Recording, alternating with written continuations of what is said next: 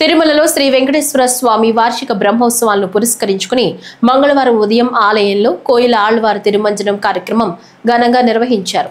September 24 నుంచి October 2వ తేదీ వరకు జరగనున్న నేపథ్యంలో శ్రీవారి ఆలయంలో కోయిల ఆళ్వార్ తిరుమంజనం నిర్వహించారు.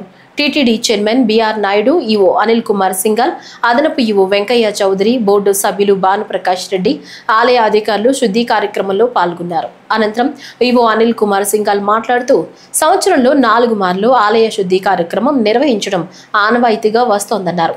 సుగంధ పరిమళ ద్రవ్యాలతో శుద్ధి చేశామన్నారు. ఈ రోజు కొన్ని సేవలను టీటీడీ రద్దు చేసిందన్నారు.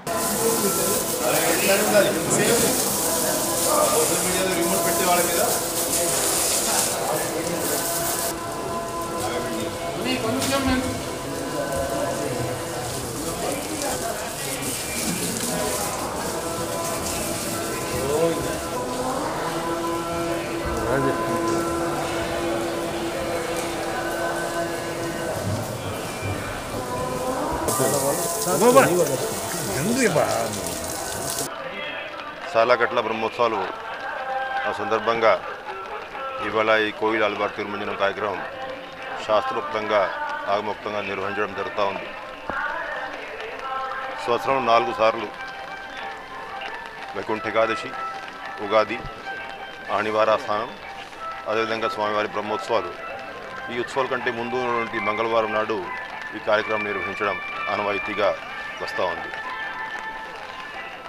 ఈ సందర్భంగా మనకి పవిత్రమైనటువంటి పుణ్యమైనటువంటి క్షేత్రం ఉన్నటువంటి తిరుమల స్వామివారి దేవాలయం, ఆ దేవాలయంలో ఉన్నటువంటి గర్భగృహము, అదేవిధంగా ఉప దేవాలయాలన్నీ కూడా భక్తులందరూ కలిసి ఒక పవిత్రమైనటువంటి శుద్ధి చేసే కార్యక్రమం తీసుకోవడం జరుగుతుంది.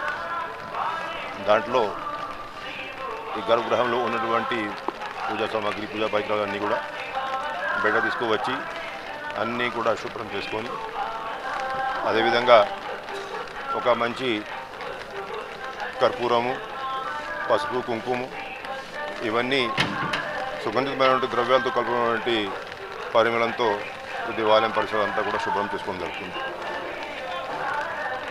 ఇవి అయ్యాక స్వామివారికి ప్రత్యేకమైనటువంటి పూజా నివేదనలు చేసేటువంటి కార్యక్రమం అర్చక స్వాములు నిర్వహిస్తారు.